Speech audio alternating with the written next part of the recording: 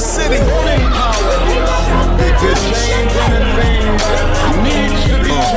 Politics, progress, game boards, objects viewed like pawns till we change up our mindset. Value of the dollars at the center of this conflict. Their lives only matter if they serve to make a profit. But if a midget sees further on the shoulders of the giant, then we should see further than the tyrant and build a future within the alliance where success is our science in the quest to go higher. It's the heart of the city. Wake up, world. You are watching HeartCity TV. I'm your host, Malik Boyd. I hope that wherever you are in good spirits and all is truly well. The show topic today, the journey of a Black father. You're going to hear some amazing stories from men and women alike about the impact of fatherhood. More importantly, African Americans, men who are moving in the space of fatherhood. What it means to them, what are some of the obstacles, some of their heartfelt feelings and emotions around the challenges that exist in the space, and more importantly, the success. We're going to demystify some of these stereotypes that exist around fatherhood in the space and talk about the triumph of African American fathers. I'm always excited to have leaders with us who not only cover us in prayer, but cover the community in work. They understand their purpose, their mission, who they are, and whose they are. One such individual, this is my big brother. I love him to death. It's always an amazing time when he is on air with us, none other than Reverend Dr. J. Henry Buck Jr. He is the senior pastor at the historical, yes, indeed, the historical Grace Baptist Church right here in Philadelphia. Doc, it is always a pleasure having you on HeartCity. Welcome home, brother. Thank you so much, Brother Boyd. I appreciate this opportunity, man. Let me first of all thank you for the work that you're doing, not only through this particular venue as it relates to the exchange of conversation through media, but thank you for your ground pounding initiatives that you're doing here in the city of Philadelphia. So I think that is necessary. There are many who grace our TV screens, but I'm so grateful for the work that you're doing here locally. And so just want to praise God for you, man, and the work that all of you are doing at Heart of the City. This is truly an amazing program. This is truly an amazing platform. And I thank you so much for what you're doing. Listen, brother, we honor you and appreciate you for those kind words. Look, the truth is iron sharpens iron. So what you're doing on screen, you're doing on the ground, you're doing in the pulpit. And so we're able to shine a light on some of this impactful work. The reality is many believe that sitting in the center chair is just you and God all week long up until Sunday, and you come and deliver a word. And such is not the case. No, it is not. At all. And so you deal with many of the issues, not just the ones that are in the footprint of the church that are high profile, but many that go under the radar of the media, what doesn't make the news, the stories of lives right on the brink that God leads you to them with resource and guidance. And so with all that you know, with all that you've experienced, Doc, I'm going to ask you to lead us into our 2-minute prayer for the city. Thank you so much. What I would like to do, and as we're going into this word of prayer, I would like to just lift the scripture of Jeremiah 29:7. Jeremiah 29:7. And here's what it says. Pursue the well-being of the city I have departed you to. Pray to the Lord on its behalf, for when it thrives, you will thrive. Let us pray. God, we come now in the sacred and sovereign name of our Lord. We come in that name, God, because there's comfort. They come in that name, God, because there's healing. We come in that name, God, because there is power. So we come this morning, this afternoon, and thank you for all that you have done. Thank you for this program and this platform. Now we pray, God, that your spirit will depart in all areas, God, for we know there's no place where we can go where your grace cannot touch us.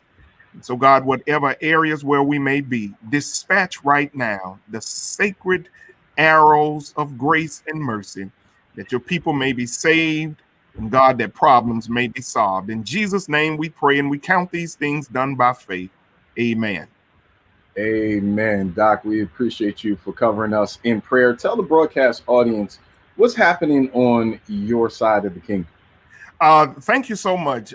Once again, on behalf of myself, my wife, my kids, Champ and Jada, and of course, the Grace Baptist Church of Germantown here in the beautiful city of Philadelphia, Pennsylvania, we first and foremost want to wish everyone a Merry Christmas and the coming New Year. We know that things have been difficult for 2020, but we know that change is about to happen. What we're doing at Grace Baptist Church of Germantown, something that has been going on for many years, we have been focused on building a new community center. And of course, since COVID-19 took place, we've had to put that on hold. So now we are looking and going back to the strategy or to the conversation of erecting this particular center, because we believe that it's going to be very much needed as we continue to baptize believers, build family, and bless the fallen, which we consider to be our vision at Grace.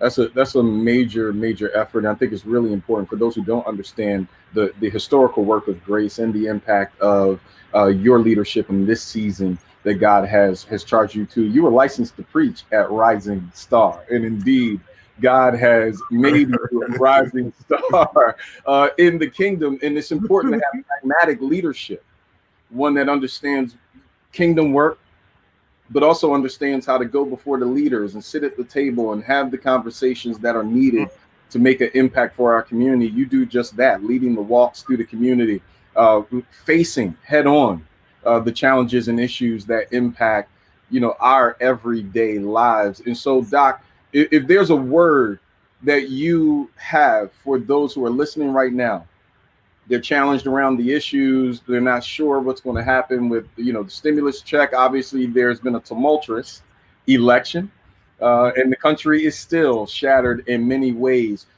A word from your heart to the heart of the city, what would it be?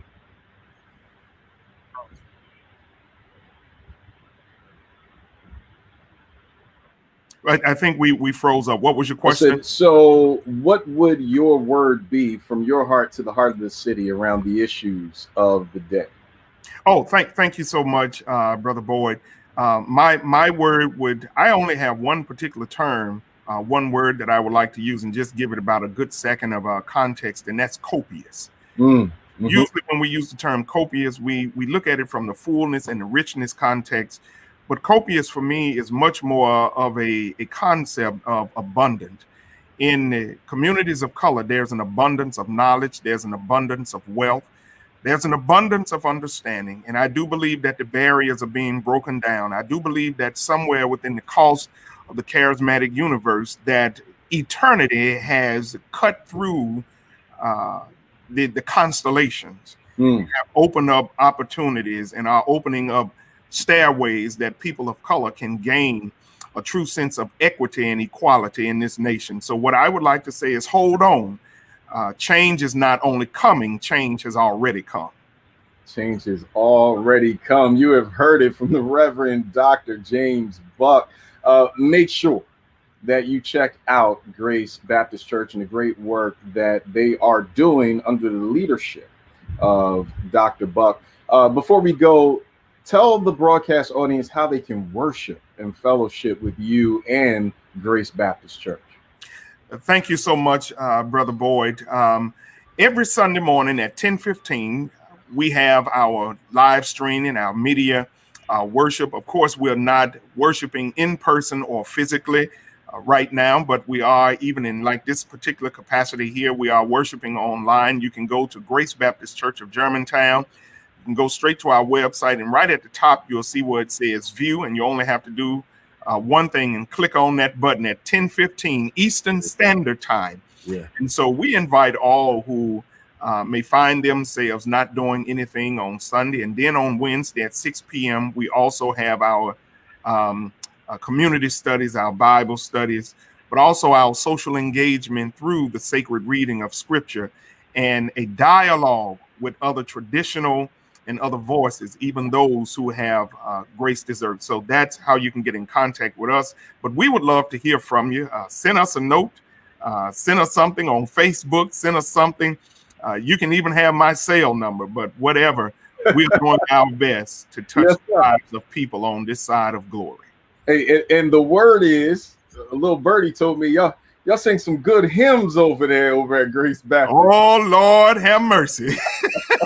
if you ever want to hear, just the context of African American singing hymns, I told Grace once I got there, I've never heard anybody sing God of Our Fathers like they do. Come on, God. Grace can really put you in contact with heaven. Listening to their songs. So we praise God for the ministry at Grace Baptist Church of Germantown. Listen, and we thank God for you and the work at Grace. Please give our love to the family over at Grace. Know that we love you, brother. We honor you, and we pray God's increase on your life and the life of the ministry. Thank you so much. And to all of your listeners out there, we praise God for you. And thank you so much once again, Malik, for this platform. And we are 100% behind you and supporting you. And to make sure that this particular platform gets the ears and eyes that are actually needed in order for this piece to go forth. We do believe that this is going to be your season going forth, because heart of the city, God is concerned with the heart of the city. And we believe that he's put a person like yourself there to make sure that issues and circumstances can be responded to. So thank you so much. And to all of your listeners, thank God for all of you. Thank you, my brother. Be blessed, man. The Lord's blessings be upon you all. Yes, sir. So we have heard it from my big brother, the Reverend Dr. James Buck Jr. Make sure you check out Grace Baptist and the great work that they are doing in Philadelphia, and they're online as well. So wherever you are, you can experience the Grace Baptist worship right in your home, mobile device, or desktop. I'm headed to a break. On the other side, be like my dad. It's not just a hashtag or a cool saying. That is some great work from Reginald Jefferson. You're going to hear from him about his music and his new single, Be Like My Dad. I am excited about this show. I hope you are too. Make sure you share it. We're going to pay some bills and we'll come right back. You're watching HeartCity TV.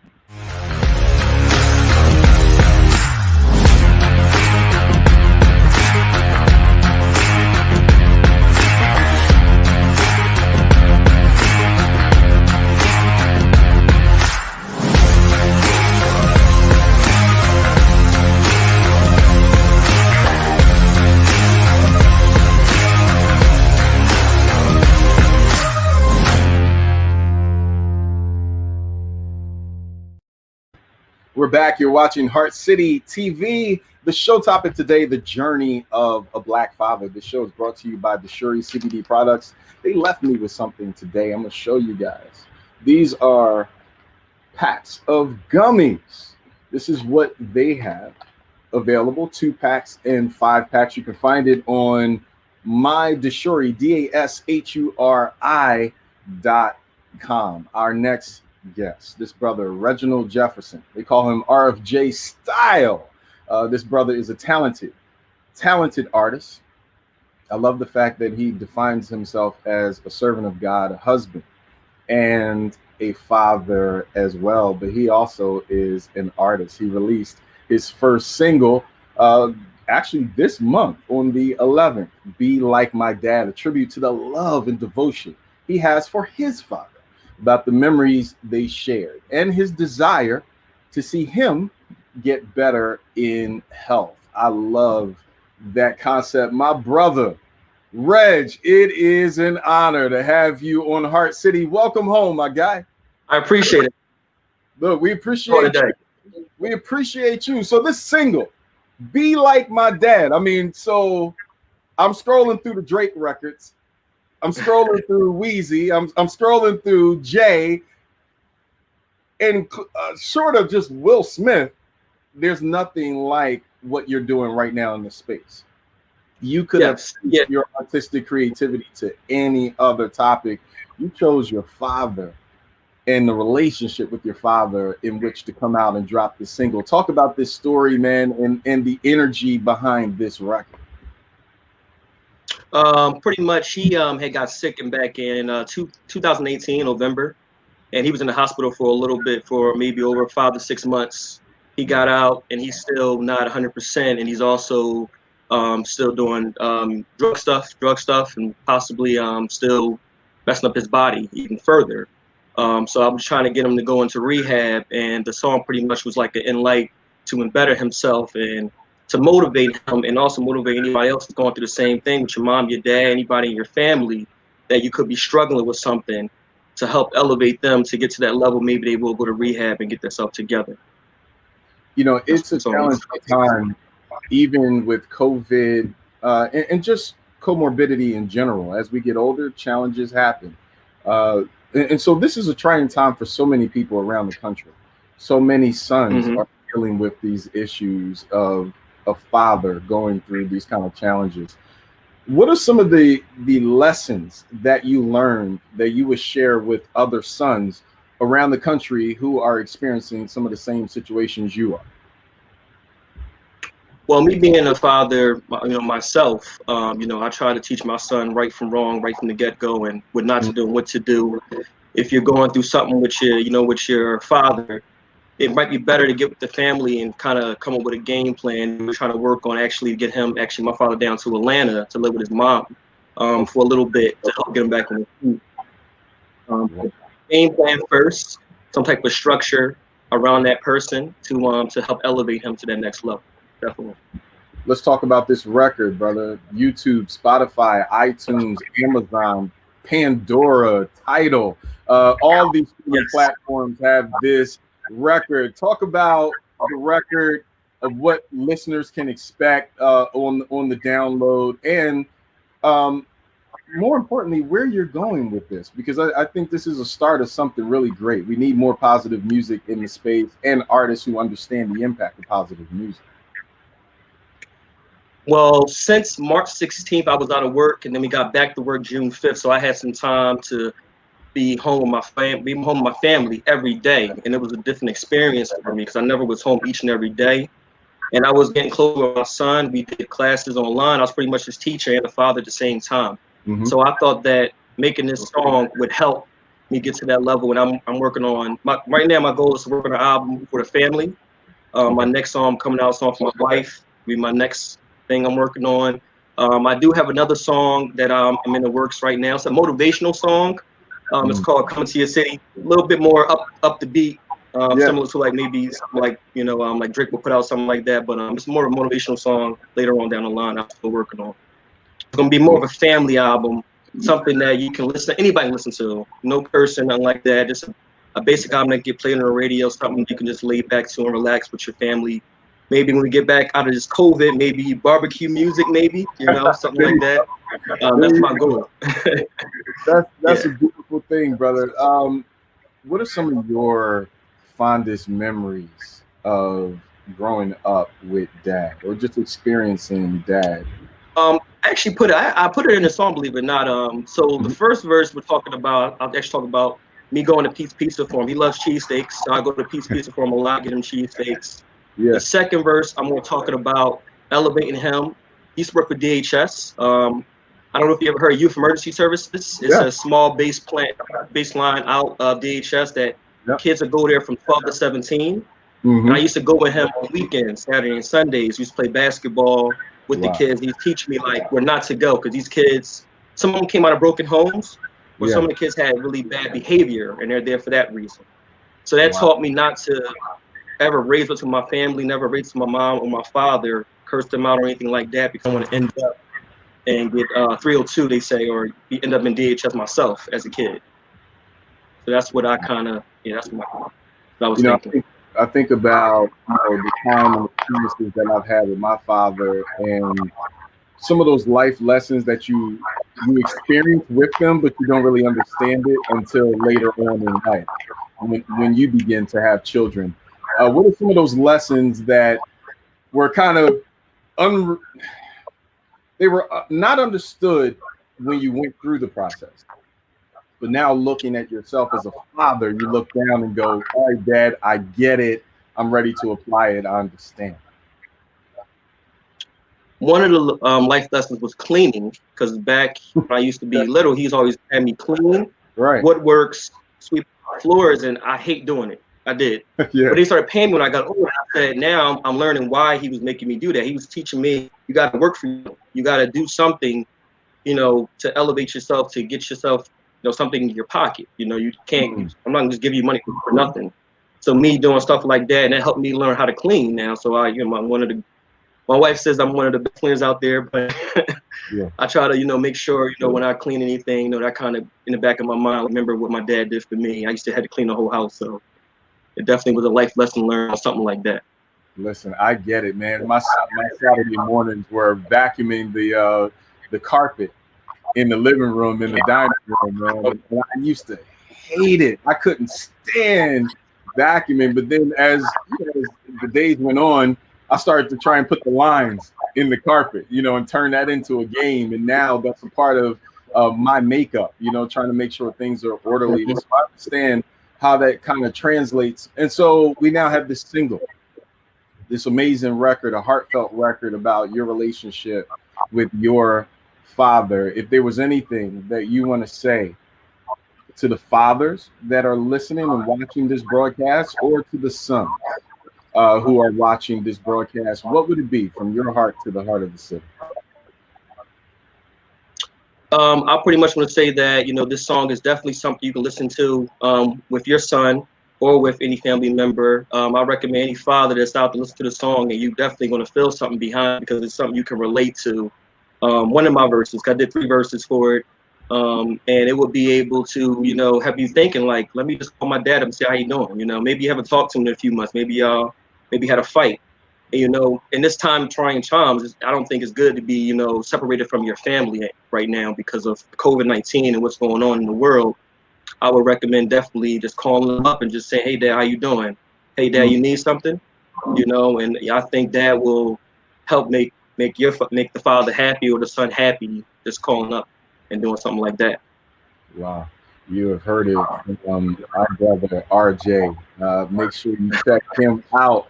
This amazing record, Be Like My Dad. We're going to post the links to this record on our social media. We'll also push it throughout the week. Make sure you download this record. One, support great music and local artists. And then secondly, it is just a phenomenal record about fatherhood and the relationship between sons and fathers. Reg, we honor you, brother. We love you and appreciate you for the work you're doing for the community. Thank you for having me. So we have heard from Reginald Jefferson, an amazing artist. This brother is phenomenal. It's important that we support local music as much as you can buy a Drake record, and I'm not picking on these guys, or a Wheezy record or a Jay record. Positive music, it matters.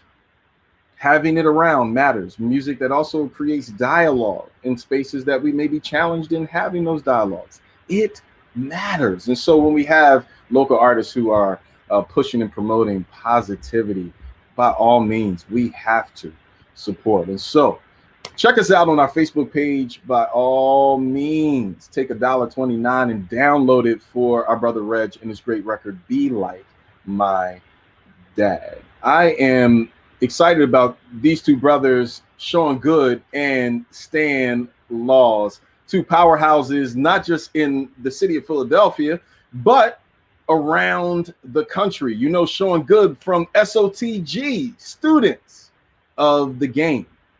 Some of the best basketball officiating is coming out of SOTG, from the Nike circuits, the Adidas circuits, the 3-on-3s, the Red Bull. I mean, the list goes on. You call any college, any program around the country and mention SOTG and Shawn and Ashley Goode, guaranteed you will hear nothing about stories, or just stories about quality, stories about impact, stories about folk that don't just officiate for the check, but care about the ones who they are overseeing, that they care about the lives of our students. And so I'm excited about having him with us, and Coach Stan Laws. This brother also has a music career. I'm gonna see if we can put a couple bars out on the block before we end the EKG today. But Stan is an amazing coach, a brother unlike any other. He cares about not just your skill set, but he cares about your heart. As a minister, he puts Christ first, and the impact of that commitment is evident in his coaching, in his lifestyle, and his impact on the basketball community. And so these brothers are joining us today for the EKGs. Shawn, Stan, it is an honor to have both of you brothers on set at the same time. Welcome home to Heart City, brothers. Welcome. Hey, appreciate you. What's going on, man? Glad to be here. I'm trying to be like y'all when I grow up, man. Stan, y'all had tryouts this week. I mean, I heard it was J Day in the gym, brother. You missed a little bit of my work. I mean, I didn't get the invite, Shawn. What happened? Well, you got to come through, man. Yeah, we had tryouts this past Sunday for the Camden Monarchs 2021 season, and we just getting ready, man. It was a lot of talent in the building. We still got a ways to go. I think we're going to have one more tryout, and then we're going to go into our training camp just to try to get some camaraderie and some chemistry with the guys that we're going to select to be a part of or to be the face of the Camden Monarch basketball team for the second straight year. Hey, listen, Stan, you know, right now, my hand is real hot. I'm doing 38, 16, and 10 in this middle league that I'm working on. You know what I mean? Listen, them 7-year-olds can't do nothing with me right now, Stan. You might want to bring me through, bro. Oh, man, only way you can come through is you got to show up, man, and show your skills. Bring your game, not your name. That's the motto. Bring your game, not your name. Facts. Shawn. Yes, sir. The country, man, is made better for the work that you guys are doing with SOTG. You're bringing basketball back in a safe way, making sure that quality officiating is happening across the country. Brother, we honor you as well and thankful for the work you're doing. Man, I appreciate you. Honestly, man, I just happen to have a space and a mission that goes beyond, you know, us just putting the basketball through the hoop, but being able to conduct, you know, what we call fellowship, togetherness with players, coaches, parents, communities, I think is a lost scenario that we needed to get back to. So I'm glad to be a part of that thought process. And can we, you know, demystify another myth? People believe two things, and I want to knock out two issues. Okay. They believe when we are officiating youth games that we're in it for the outcome. Oh, you made a bad call. You because you know the coach, you must have called traveling on that kid because you're setting the game up. Listen, the $67 you're paying ain't enough for me to go to jail and lose my reputation or my whistle. No doubt. For this game between these 13-year-olds or 11-year-olds. And so can we break that down really quickly, Shawn? You know, because I think a lot of people give officiating a bad rap, especially at the scholastic level, when understanding most of these referees for the $30 or $40 that they're getting, it takes $20 of gas to get there. Well, by the time you go to Wawa and get two or three Gatorades, you walked away with $11 on that game. It's really about the love that you guys have for the kids and for the game itself. You know what, man? I've been blessed to do this now for over 20 years. The foundation of how I came in is the foundation that we try to give to each and every person that SOTG touches. So I remember, I'm an inner city Detroit kid. Okay. So, you know, growing up, quick dollars, we were like, this must be like a joke. Yeah. Right? Because we were paper routes in Detroit. We would bottle cans to the store, getting 10 cents. You know, just trying to get enough up so we can get something to eat until our mamas or daddies got home at the end of the night, right? Right. So when I learned how to do this, I did it for free because I wanted to learn the craft. So think about it. If you're a basketball head, when the game caught you, captured you, and took you on a ride that you still own, it was nothing to do with money. Right. So the same mentality that it was for me playing became that new avenue with blowing a whistle. Now, what I saw are 10 other kids or 20 other kids that had that same hunger and their mindset, sitting on the bench or on the floor trying to get in, and hinging on every word that their mom, their dad, who was the coach, the parents from the stands, thinking that their kid is the next, Rebecca Lobo or Jordan in the stands, tell them to do X, Y, and Z when they won't listen to their coach. So for me, the mentality was, how do I get as good as I can to what I call block out the noise and concentrate on the focus of what I'm supposed to be there for? So my mentor told me a long time ago, he said, listen, parents, coaches, even the players, okay, they are upset at what you represent, not who you are. So if you can embody that and understand that first and foremost, you'll be all right. It's on to the next step. So let's break, now that you've broken that part down, let's break the next piece of this down. Okay. It's so important for African American men and African American women, our young generation, to understand the careers that they can have in the game. It goes beyond playing. Now, if you can ball, if you can hoop, Coach Stan got you. He's waiting for you. He's going to take care of you and send you up the ranks. But there's so much more to the game: player personnel, player development, and officiating. It is a career, a very healthy one if you're able to start early and move up the ranks. That's something that you do at SOTG, training the next generation for a career. We push so many of our young folk to the field and to the court. I think sometimes we need to now talk about go to the field, go to the court, but with a whistle now, with some stripes on you, and see what career and what trajectory you can have. Well, this is how it evolved. So my whole thought process was get in, do a great job, do what your mentors tell you, you'll advance. Well, I had to understand that the powers that be that don't look like me hire those that they're comfortable with. Right. And for the most part look like them. Now, I don't necessarily say that's a bad thing because that's how you were raised in your surroundings. So I don't want to put that from a judgmental perspective. What I do want to say is just a reality.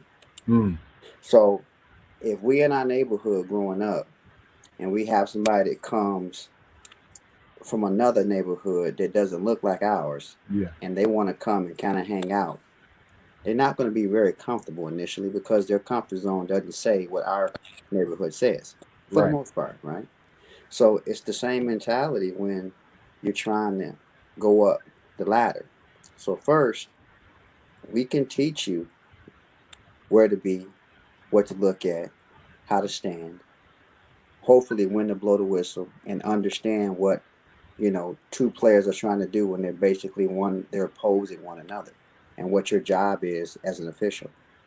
What is harder is bringing all of those different mentalities and areas of living into one pot and say, look, SOTG doesn't care if you're white, black, red, brown, or whatever.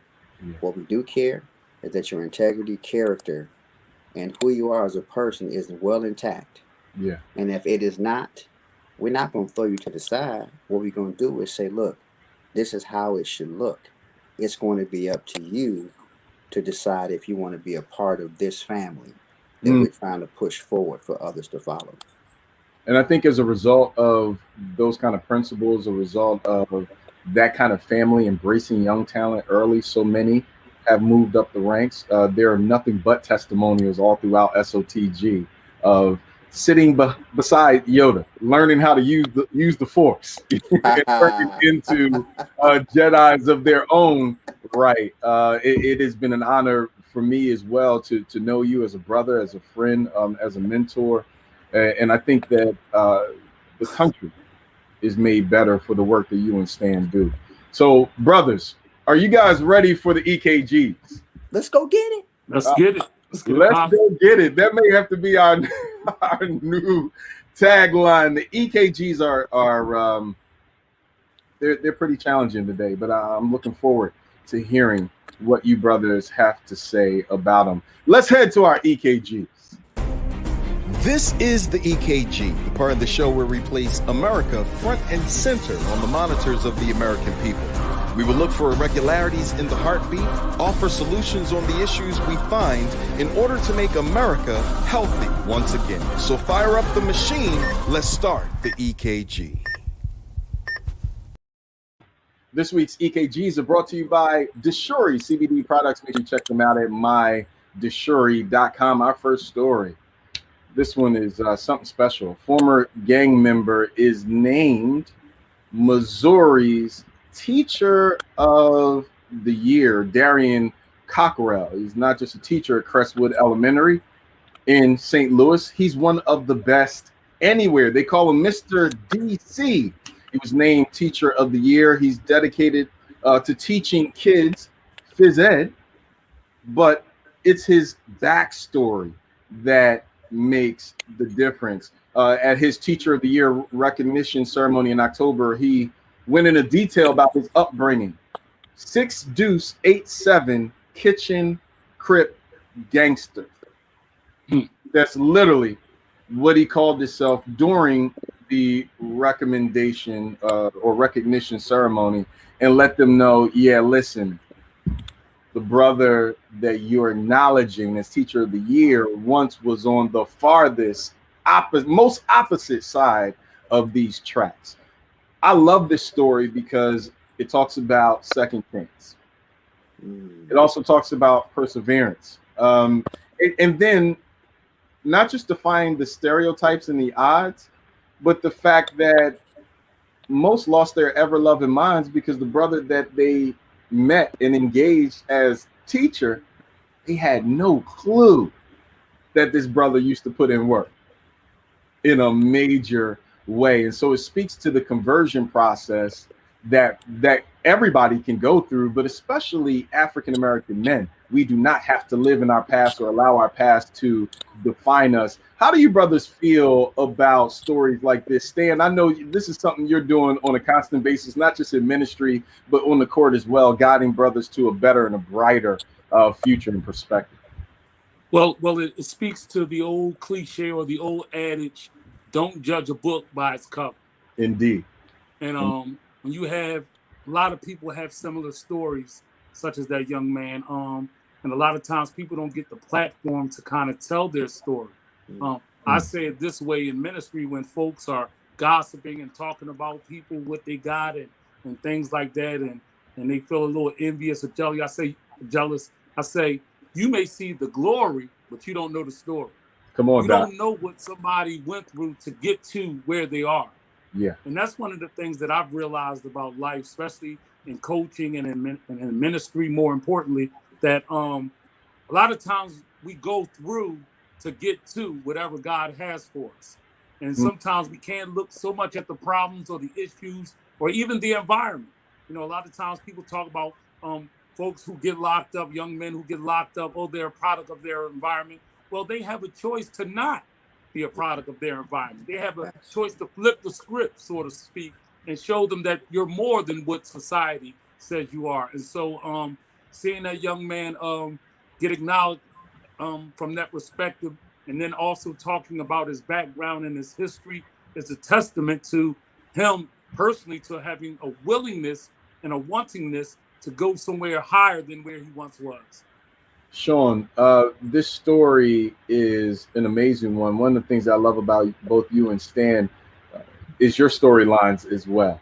To Stan's point, you may see the glory now, but you have no idea of what occurred to get me here. This brother is just another one of these amazing stories. How does it make you feel hearing this story and seeing this brother do his thing? You know what, man? I just so happened, I was perusing on Twitter, and Nick Saban had a piece that just came on that talked about he was into it with the media, and he was like, he had an issue with, you guys have to pick a side.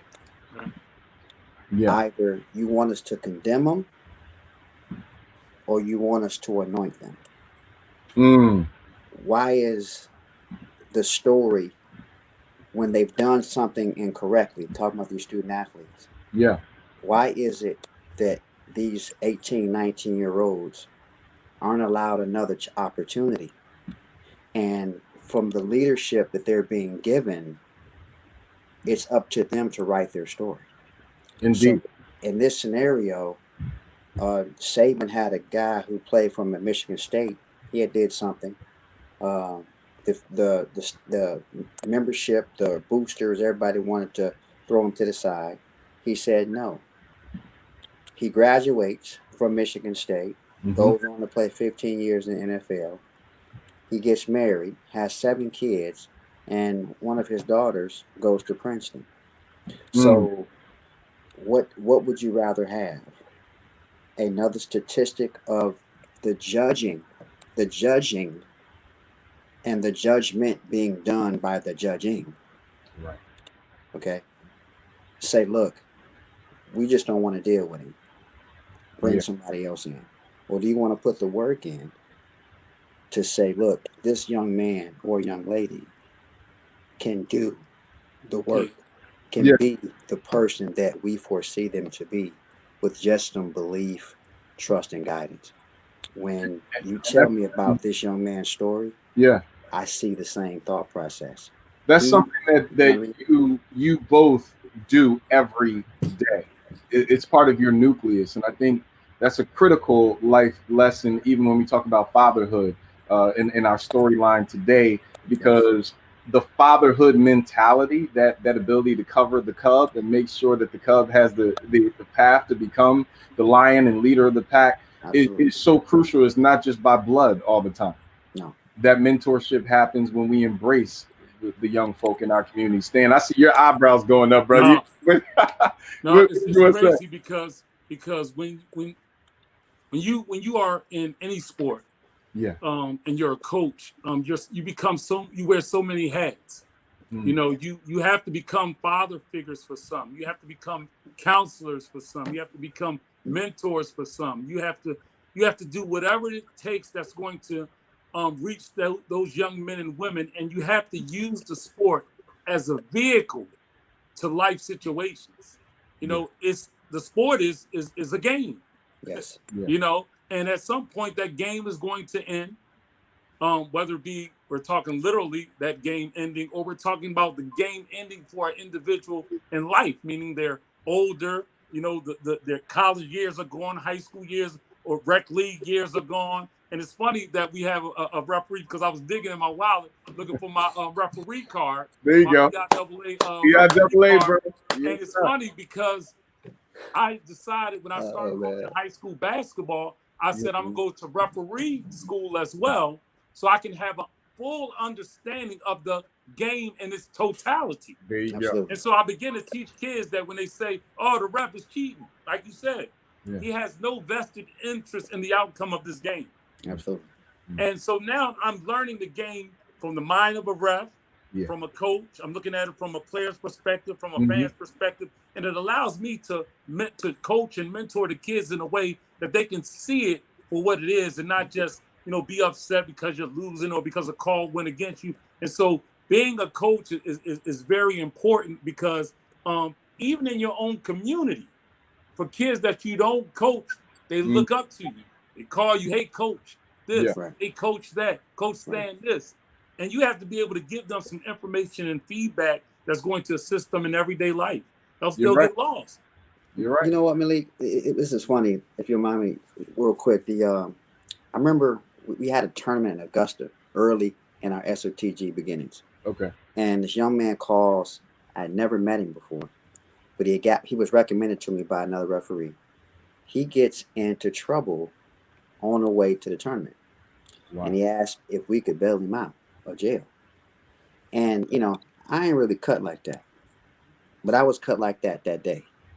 And my wife asked me, she says, why did you do that? Like, he's been a issue ever since. And I said, well, because I was that kid. And if somebody hadn't put their hands around me and said, it's going to be all right, just you keep bumping your head, but ain't nobody telling you that it's a wall right there. Yeah. You know what I'm saying? Yeah. So, you know, to this day, the young man will give us a call, or, you know, he one of our leaders now in SOTG. And it's like, you know what? I owe everything to you believing in me. And that's all I think any inner city, any suburbanite who doesn't have affection and love, or some type of we got you in our arms, you know, type of feel. That's all any of us are looking for. Indeed.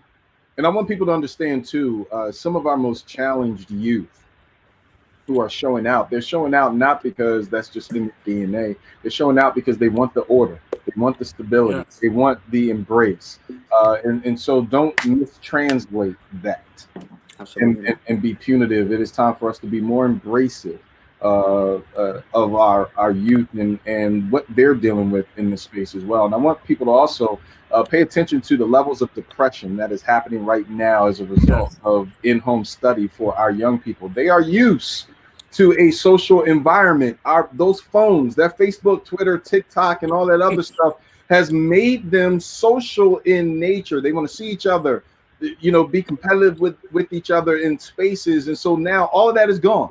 Right. Their lunch environment, their classroom environment, all of it is gone. They are dealing with so much. So please talk to the young people. Don't just send them up in their room and let them sit there for hours on end with their door closed. Go in there, sit with them while they're doing homework. Talk to them so that they don't get on the court. You know, my wife, she's Shawn and Stan in a different light because we're trying to manage their output. What were you saying, Shawn? So I have two boys. All right. Boys by marriage, but I'm so thankful that God gave me this order. So, beautiful. 15 and 9. And, you know, they're a product of video gaming and texting and all of that. Well, I was born in 69. I'll be 51 this year. So the mentality for me was, I don't have TV. If your grades weren't good, you're not going out in the summertime if you had a bad report card. And not only am I going to whoop your tail, but you're going to be on punishment. Or let's negotiate and see which one that we can do. You're either going to get whooping or you're going to get on punishment. Which one you want to do? Your type of deal. Right. So I have them both getting workouts with skills and agility people. We'll do Monday, Tuesday, off Wednesday, go Thursday, Friday, do speed on Saturday. And my young one, I got him in the quarterback coach thing on Sundays. And then they negotiate, okay, you got housework too. So on Saturday and Sunday, one guy has video game day on Saturday, one guy got video game on Sunday. So they said, well, since we got it on each day, can we just combine and we just do our thing? Well, you take care of your business first.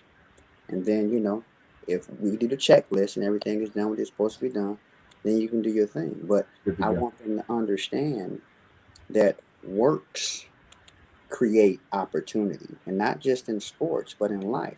But that's just a regimen of doing things the right way, constantly and all the time. It's structure. Gotta have it, man. It's a very key thing that a lot of our young people are lacking today, and it's very important. We as community people really start to implement structure in the lives of our young people, because let's just be honest, family is a lost commodity. Indeed. You know, and we have to try to, and that's one of my biggest prayers is that God, you know, please bless the family and bring the family back and bring unity back to the communities. I always talk about how most neighborhoods of today don't even know their next door neighbors. No villages. You know what I mean? And that's what I'm saying. We hear people screaming, it takes a village. Well, I wouldn't want this current village to raise my child. Right. Because there's so much in the village that in unknowns and drugs and Yeah. gangs and all that. But the neighborhood has to see. That's why we shortened it. See, back in my day, you know, I'll be 50, God willing, next month. But we called it the neighborhood. Now it's just the hood. Yes. And see, with the hood, with the term hood comes a negative aspect to it. Right. But when you add the neighbor to the hood, now you see unity, you see chemistry, you see family, you see community.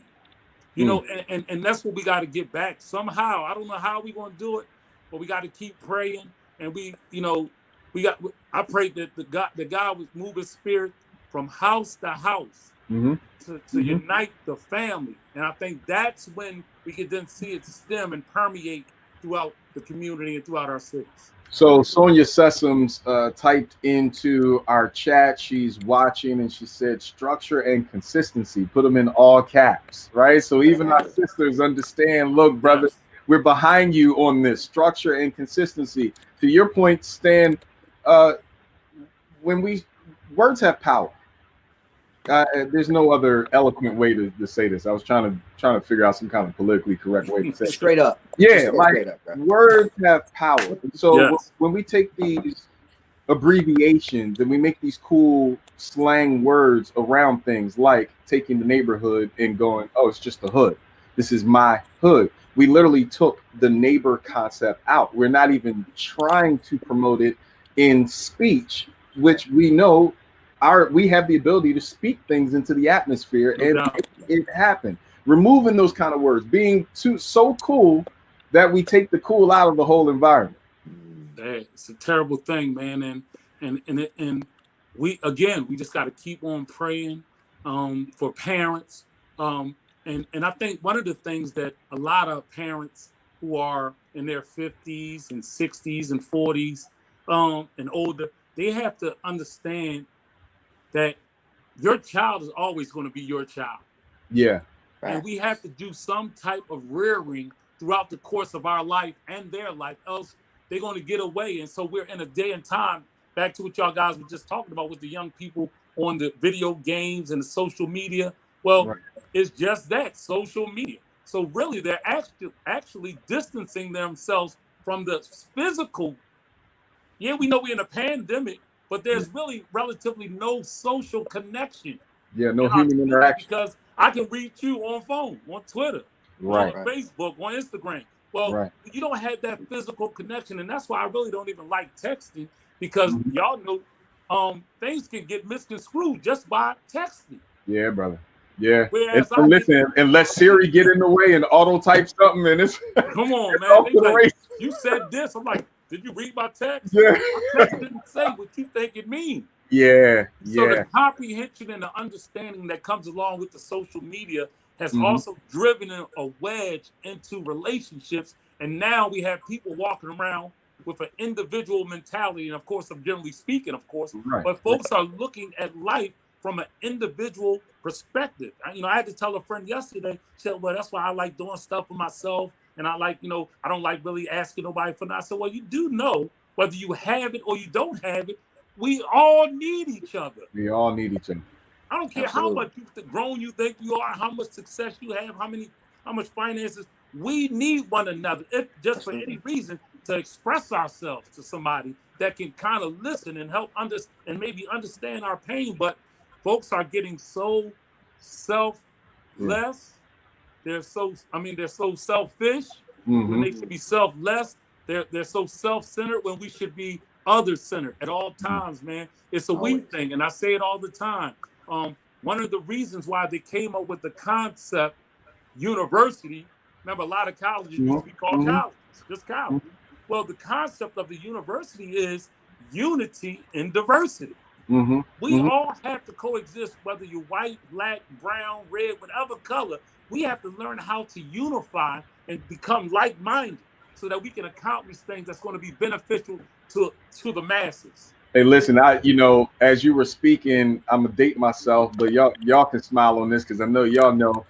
You said we're all in this together. I thought about King, and when King talked about that inescapable web of mutuality, so that one thing happens to you, it happens to me, and vice versa. But there were also some brothers on the left side, which Snoop would say the best side, but those brothers came together in the midst of warring between gangs, the Rolling 40s, the Crips, the Bloods, and they said, we're all in the same gang. You remember that record? Yep. And they talked about gang, that's what it was called. That thing, unity, right? So I'm going to make sure that we post this on our social media pages. I think it's important to have these conversations, especially with the injection of wisdom that Shawn and Stan both lent to this issue. I'm going to breeze through our next series of EKGs and then end on a very important one. So this one is really important. 900 cars paid for each other's meals at a Dairy Queen at a drive-thru in Minnesota. Now, I'm just asking if you guys are going to do that. Text me first. Let me know which one y'all are going to so that I could join in the line. All right. Yes, sir. Yes, sir. I would love some Dairy Queen, especially before this nor'easter hits. All right. But generosity is important, not just during this season, but throughout all the seasons. This next one, I think this is really important. We have a mayor. Yeah, Brandon M. Scott. He's the 52nd mayor of Baltimore, Maryland, and they are celebrating him. Why? Not because he's the mayor. No, these Negroes put on media that he took the seat with an afro. That's the best y'all can come up with for a brother who's talented and qualified. Y'all talk about his lineup in the blowout. There's still work for us to do. Celebrate Brandon Scott for his win and his aptitude and his ability to do the job. The afro is indeed secondary. And it's honestly a challenge that we're even talking about an afro right now in 2020. This one here, I am the dopest NASA engineer you will ever meet. 26-year-old is making moves in NASA as an engineer. Dajae Williams, she shows up at the job in vintage Air Jordans, an Adidas sweatsuit, and a gold chain. My God, I want to visit our sister at NASA just to see her walk through the cafeteria. I mean, Lord knows that is a sight indeed. Brains, beauty, and swag all up in NASA. That is something that we need to celebrate. This one here, you have the wrong place. A body cam raid that just occurred. I mean, this is ridiculous. It's continuing to happen. And Chicago tried to cover it up, including the mayor. And so I need you to understand, just because folk are black don't mean that they can't do something wrong, and we don't need to check them. Her name is Anjanette Young. She filed a Freedom of Information Act to make sure that the video was released on this issue. They tried to block this story even up to the last minute of the press conference, because in this video, she made it clear, guys, this is the wrong place. I don't know what you're talking about. Not only did they not research, not only did they not check in, they were looking for someone with an ankle bracelet. They could have easily gone back to the system and found him because the ankle bracelet was working for the guy that they were looking for. Instead, they decided to take this woman naked and unclothed out of her home and parade her essentially down the street with a loose blanket on and handcuffs. Totally disrespectful to this woman. And I think it's really important that we pay attention to the procedures of law. Don't just scream at 1600 Pennsylvania. Deal with what's happening in your home base. This one here is the story that I want to get to for us guys. A youth football coach banned for life after assaulting a player on camera right in Savannah, Georgia. He struck one of the players in the helmet. This is Jarrell Williams, who is now formerly employed even at his own job, because the job said, we're not dealing with this, bro. I mean, come on, you on video smacking kids up. What are we doing here? And so Shawn, you officiate at the highest level. I know even in the officiating that I'm blessed to do on a local level, I flag a coach in a heartbeat on the football field, even if they're cursing at their player. And I know that there's got to be a balance. I get it. You got to coach and do your thing. However, I've seen it go too far, too many times. And so now we're known when we come on the field, all right, guy, I'm gonna zip it up because I know what the ref is going to do, especially if he's the white hat. This is going to be a problem. But it's so that we don't get to these points where guys are literally assaulting kids for not performing. Now, dare I say this? This is me saying it, not to understand. You're going to knock a kid for not executing a play that you probably can't execute yourself, bro. Like, come on, man. If I was to give you the football and ask you to do the same thing you're begging for the kid to do, there would be a problem. I'd be yelling at you for doing probably the same thing or worse. Hitting a kid is never acceptable. Shawn, Stan, as we come out of COVID, there's so much to deal with as it relates to the climate. Kids are coming in depressed and frustrated. You know, there's going to be all kinds of energy that hits these courts and the field. How do we handle situations like this to make sure, one, that our children are in a safe environment, two, that we don't have coaches putting their hands on young people? I see you already moving. Look, Shawn. Go ahead, brother Shawn. Go ahead, Stan. Take it away, man. Well, as I oftentimes tell people, Michael Jackson said it in one of his songs. He says, "I'm looking at the man in the mirror." Oh, come on. And I'm asking him to change his ways. Yes, sir. It starts with self. Yeah. And we have to, on a daily basis, get up and examine ourselves. And as it pertains to this situation, the coach you can't blame it on a young man or a young child or player not executing a play, because one thing I tell my players, and in any sports, I guess football, this was in football, I seen the story. There's a reason why they have miscues and penalties and things of that. In basketball, you have fouls, you have turnovers, even in football, turnovers. Yeah. It is a part of the game. Yeah. You are not going to be successful in every executed play. You're not. And so we just have to chalk it up to that's just the way the ball bounces or the way the situation rolled. The other team played great defense. We couldn't do what we wanted to do, or the kid didn't really understand the play. It's a lot of variables that come into play. But when you start taking it to the point where you're putting your hands on a student or an athlete or any young person, you don't deserve to be in a capacity of a coach or a leader or a mentor, because back to what we said earlier, you're a father to some of these kids. Yeah. And that's kind of indicative of your parenting structure. You know, you lash out by physical abuse.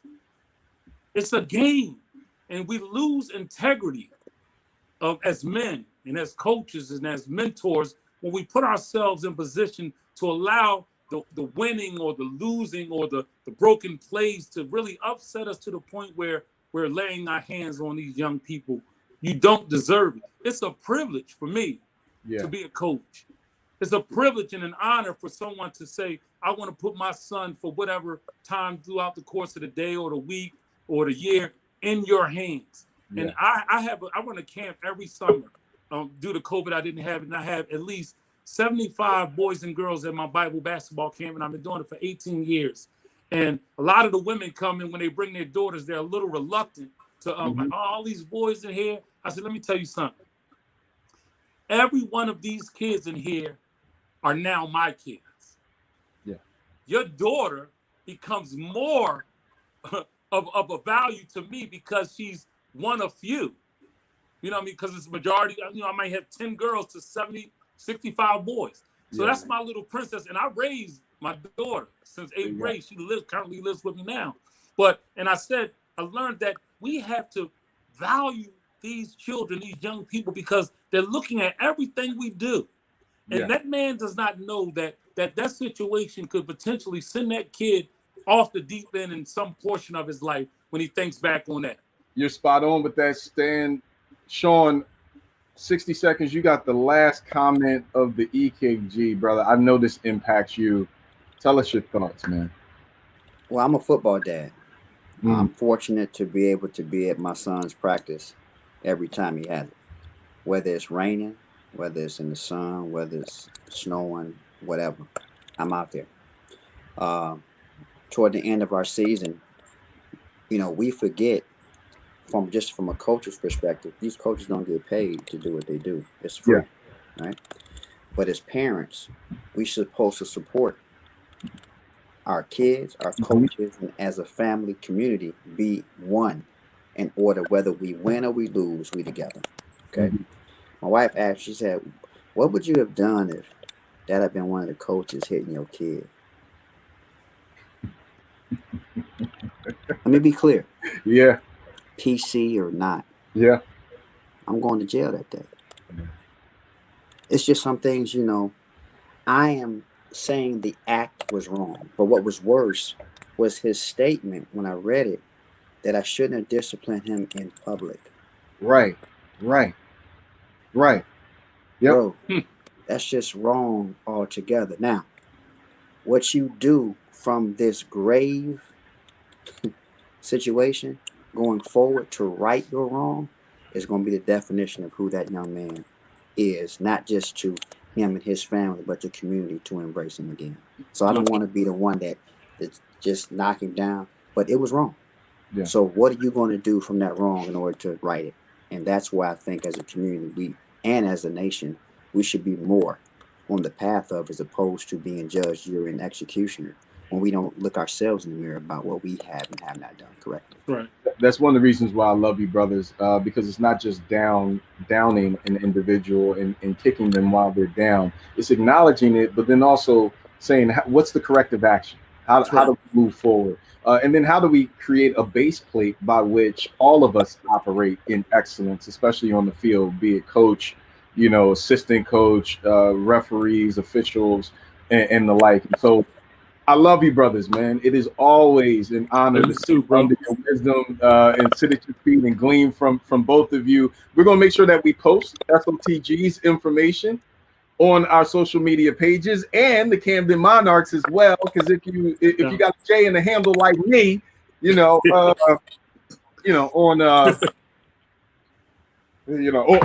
2K. That don't count, bro. Oh, that don't count. Oh, my bad. That's a game. I actually do it in real life.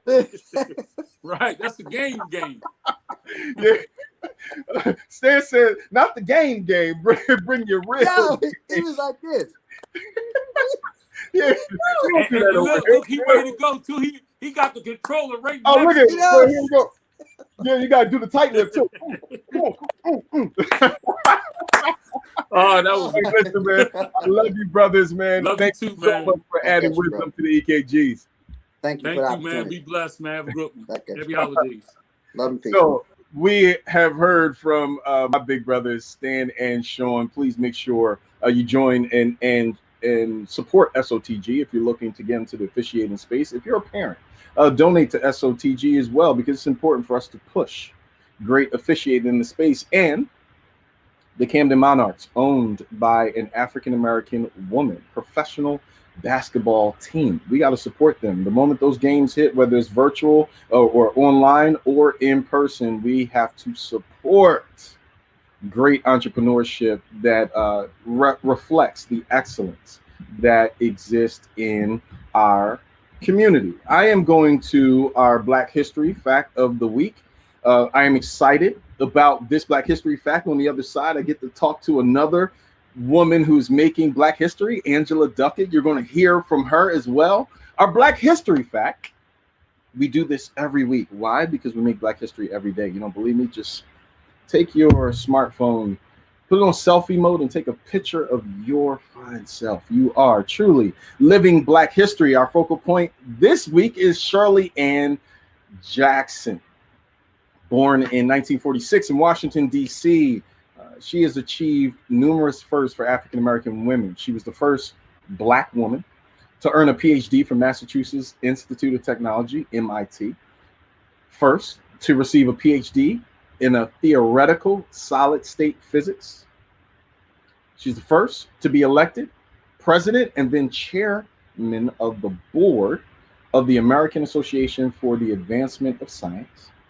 The first to be president of a major research university, Rensselaer Polytechnic Institute in New York, and the first to be elected to the National Academy of Engineering.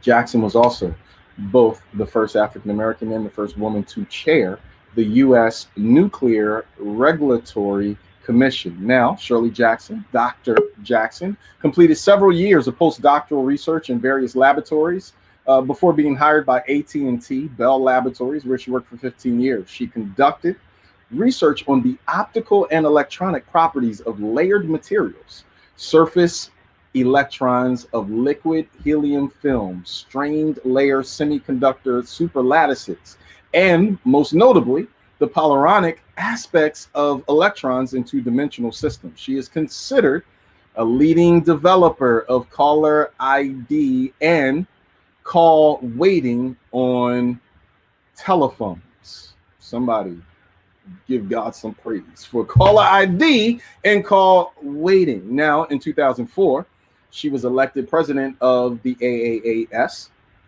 and in 2005, she served as chairman of the board for the society. Dr. Shirley Jackson is married to a physicist and has one son. Our hearts go out to the ongoing legacy of Dr. Shirley Jackson. Please share this Black history fact with those you love. I'm going right to a commercial on the other side. Angela Ducket. We're going to talk about some authenticity in the building. That is not just what we need to do for our daily lives. It's also a part of her podcast, this highly sought podcast. I mean, right now she dropped it, I think even 2 days ago. Already the subscribers are falling in. I mean, this podcast is going to be game changing, not just because I'm trying to hype this young lady up, but because I know her heart. I have had the experience of growing up with Angela Ducket, and I am so excited about what God is doing in her career. And with this new podcast, you're going to hear all about it on the other side. I'm paying some bills. You're watching HeartCity TV. The Philadelphia Opportunities Industrialization Center is a nonprofit organization whose mission is to provide education, training, and employment services to assist the unemployed, underemployed, homeless, and disadvantaged youth and adults. Visit philaoic.org to learn how OIC can help you achieve self-sufficiency and empowerment through education, training, job placement, and through technology access and economic development. For a better tomorrow, call Philadelphia OIC. We're back. You're watching HeartCity. This next guest, again, just an amazing woman. I am excited because I'm sure we had to go through the press secretary, the communications department to get to her, but we got to Angie Ducket, and it is so exciting to have her with us on HeartCity. Welcome home, Angela. We're trying to hear you. Unmute your mic so we can hear you. Let's see if we can get you.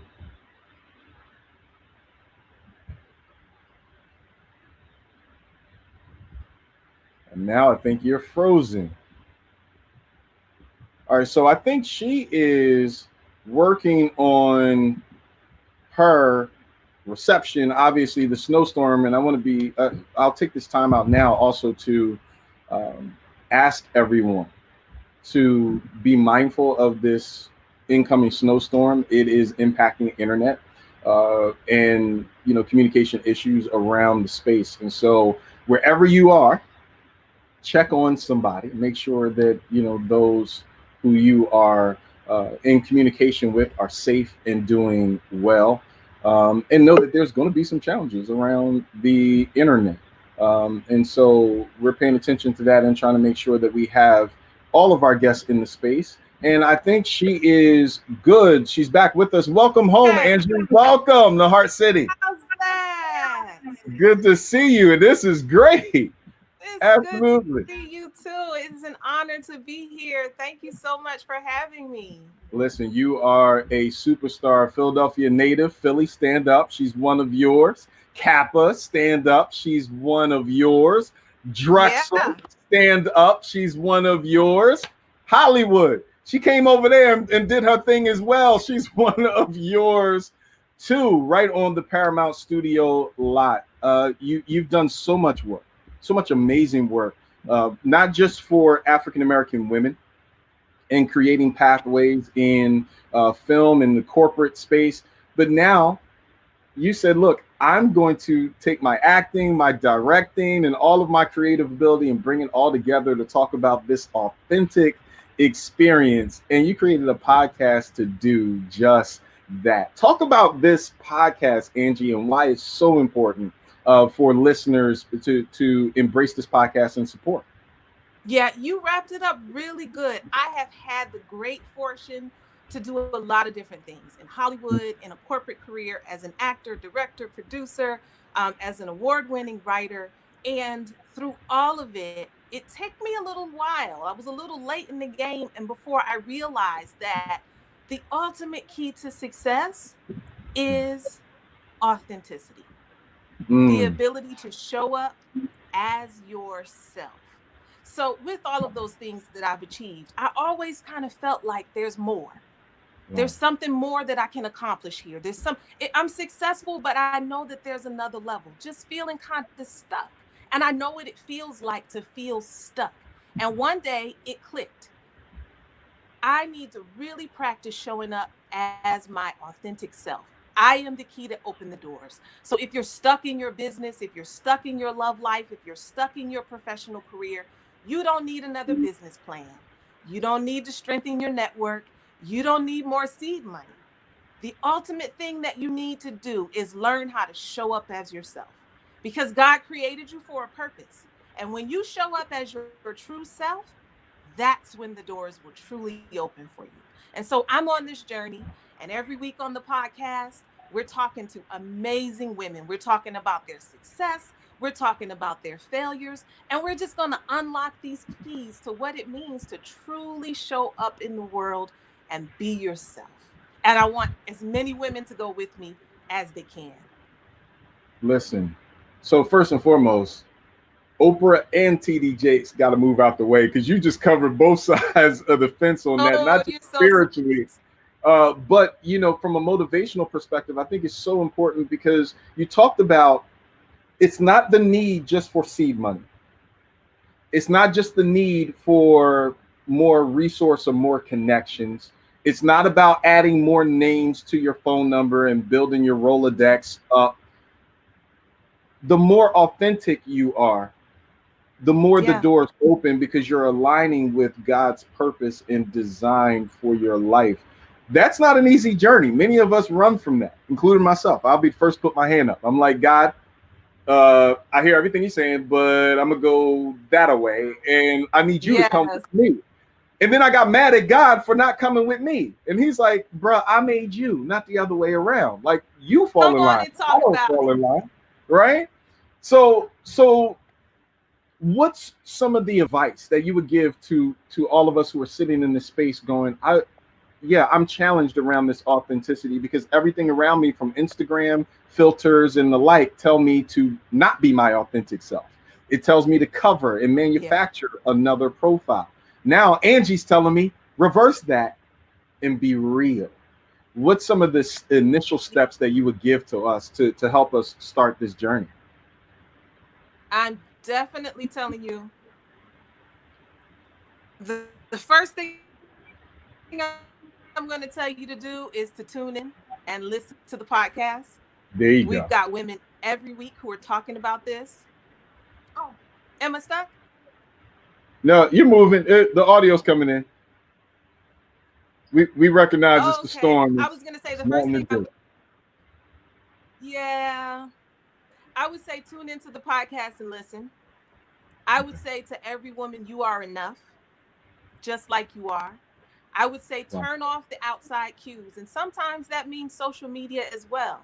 Sometimes we need a break from social media so that we can really feel good about who we really are without the filters. You know, it's a really quiet walk. And sometimes you got to get quiet with yourself to really see who you are. I know all my life, I've been told I'm too much. I do a lot. I'm extra. I'm a little loud. And I hindered myself when I tried to turn that down. But I did. I tried to turn it down. I realized that it made people uncomfortable. And so I went into a little bit of a shell, and that wasn't successful for me. And I don't want another woman to do that. You're not too much. You're just enough.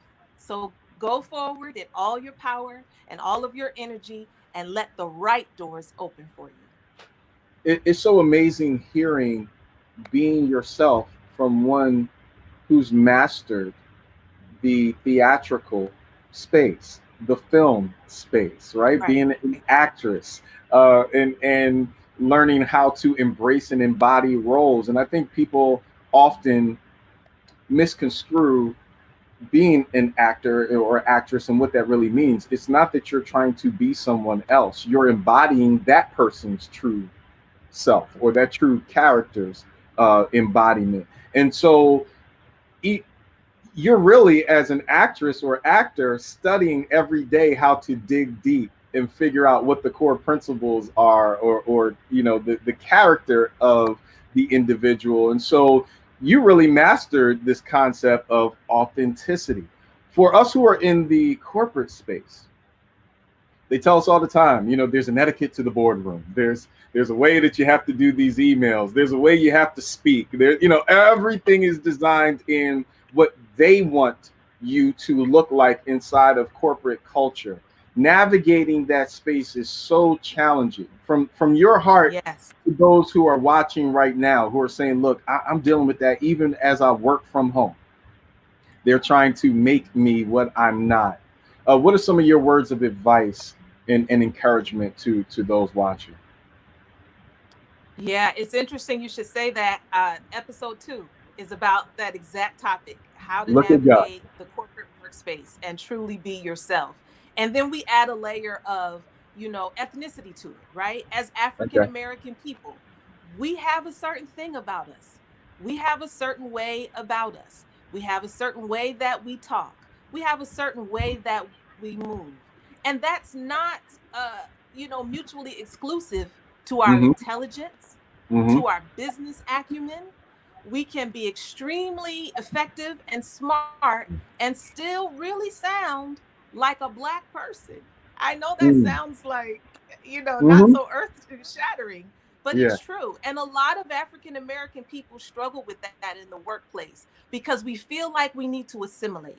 We feel like we need to sound like them, say it like them, talk like them, adopt someone else's language. And I'm here to tell you that from my own personal experience in my corporate career, which I love, by the way, I love my corporate career.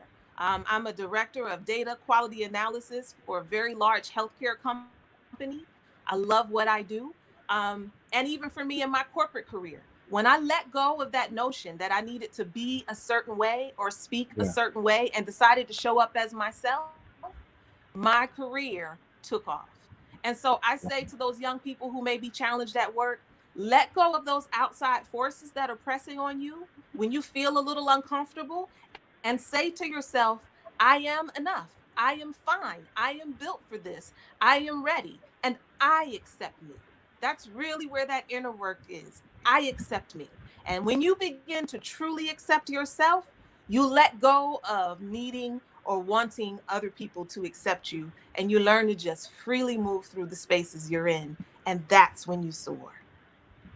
You have empowered so many. I'm looking at the chat, and Kendall Chase, yes, she said, look, I tried to turn it down as well. And I mean, there's just a slew of conversation happening around beautiful Black women who have gone through those challenges. And I want the brothers to know, while Angela is focused on our sisters and the camaraderie, there are life lessons in that for all of us. There's something to glean for all of us. So brothers, make sure you share it on your page as well. There are some women in your life that will do well for subscribing to this amazing podcast. So I'm going to, you know, as they say, speak into the atmosphere. I'm going to say, Angela, this is just the beginning. I see a tour on this. Once we're able to come back from COVID, national workshops where people can come and talk about being their authentic self. I see a whole talk show in this. I know God has more, and this is just the beginning. So for those of us who are trying to jump on the train early and become early adopters of this great podcast, where do we go? How do we subscribe, sign up, and become fans of this great podcast? So the podcast can be found on all podcast platforms, whichever one is your favorite: Apple, Stitcher, Spotify, iHeart, SoundCloud. We're everywhere. And then also you can find me, connect with me personally on social media at authenticity.over.everything. And then also by my name, Angela Ducket, on all social platforms. I welcome you to come and join me on this amazing ride. I'm having so much fun on these conversations. We're laughing, we're crying. Come on and ride with me. You don't want to miss this. Sister, stand up and support one of yours, Angela Ducket. It is an honor to have you with us. We are excited about it. We're going to make sure that we post the link to the podcast on our social media as well. I'm encouraging everyone who's watching the broadcast, please go sign up, subscribe. It is so important for our local creators who are producing great content that they know that they're supported, that they know that they're loved. You can do that very quickly. Just click that button. Click the notifications so you know when the next podcast is coming up. And more importantly, share it with those that you love. Angie, we are fans forever of you and the great work you're doing at Heart City. Thank you so much for coming today and talking to us. Thank you, Malik. I appreciate you. Hey, we appreciate you as well. And so we've heard from Angela Ducket, authenticity over everything. She said everything. I brought it back to Philly. Everything. All right. Make sure that you go and subscribe to this amazing podcast. We're going to post it. Please share it throughout the social networks and make sure that we make this a best podcast of 2021. It is truly a gift to the world. These two individuals, Justin Jackson and Elizabeth Roberts, amazing in their own right. Elizabeth works with Arait Justice Books LLC, doing tremendous work as the owner of the company, ensuring that individuals who have a voice, who have something to say, are prepared for the next level and able to get it out through literary work. The books, over 15 authors indeed have published with her through Barnes & Noble, Amazon, Apple, and multiple platforms. 26 years of age, and she had a book featured on The Real, the talk show, the national talk show on television, and has sold her books at numerous book festivals around the United States. And our brother Justin Jackson, he is an author of A Father's Plight. We talked all day about fatherhood and how fatherhood shows up. One of the things that we don't often talk about is the stories of fatherhood. We have the expectations, what we want to see happen, but we never talk about the journey. This book does exactly that. Newark, New Jersey, stand up. He's one of yours. East Orange, one of yours. He stomped those grounds as well. This brother is doing amazing work, not just in the culinary space, which is where he had studies, and in corporate America, where he's been able to make impact as well. But he's a father of three, being able to talk about his experience. He poured out his heart onto the pages and made sure that we could not only hear the stories of challenge and opportunity, but the stories of success through his world and his life. And so I am excited. Justin, Elizabeth, welcome. Hi. Thank you. It's great having you. How you doing? Hey, what's going on, Elizabeth? How you doing? Thank you for the opportunity. Listen, you guys are doing some amazing work. Elizabeth, I'm gonna start with you. It's no small feat to do what you have done with your publishing company. And I want to give honor to you and tell you that we love you and appreciate you for the great work that you're doing for the culture. Thank you. What got you into the space of publishing? Well, it's funny. My mom is actually an author. And so I grew up around books my entire life.